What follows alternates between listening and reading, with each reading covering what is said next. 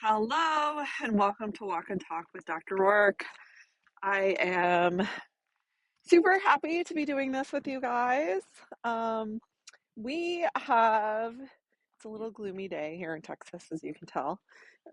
We have a cold front that's coming in tomorrow evening, actually. So I'm enjoying kind of one of the last few days of nice warm weather that we have here. It's like 70 degrees right now, but uh, we're going to be getting a few days where it's actually going to get below freezing. And I know those of you in the north are probably laughing at me right now. You're like, Dr. Rourke, it's been snowy here for a month. I get it. Yeah, I grew up in Michigan, so I feel you. And I just wanted to give you a couple of my winter tips for keeping your animals safe and healthy through the winter months. One is making sure that they're getting an appropriate amount of nutrition, and that might look different depending on the species. So, if you have an outdoor animal like a goat or cattle or horses, they sometimes need a little extra fiber in their life, a little extra hay. So, like free choice hay for those guys, grass hay, if you have it, that can help keep them warm. That metabolizing, that digestion actually does keep them warm.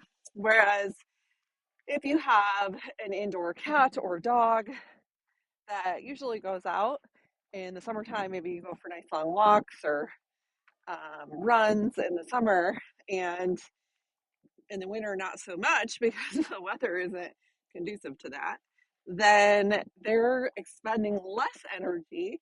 And so they need less nutrition and actually cut back on the amount of food that you're giving.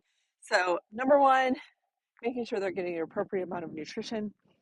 Number two is water. It seems obvious, but I see it over and over again. Horses colicking because they're not drinking as much water, because they're not sweating as much, one, and because the water is cold or frozen and not really yummy to drink.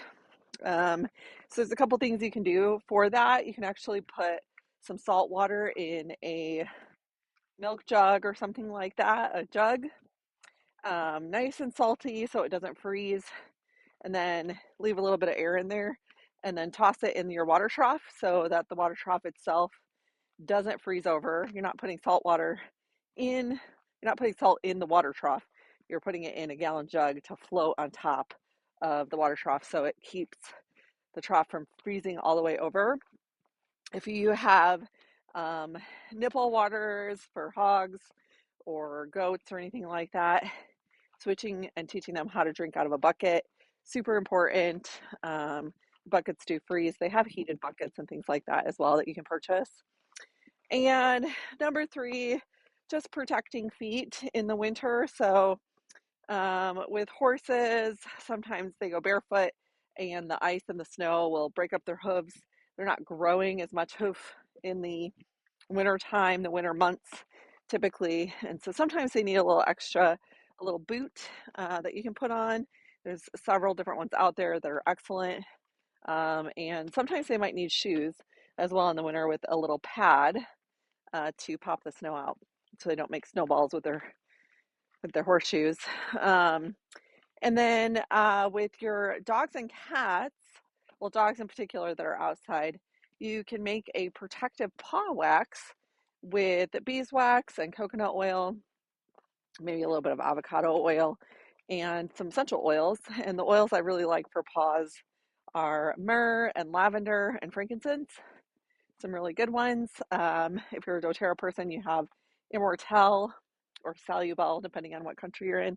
That is another excellent one to add in to your paw wax to help protect those paws and keep them happy and healthy throughout this winter.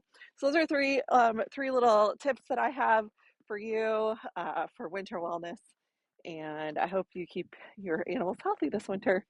I'll see you later. Bye.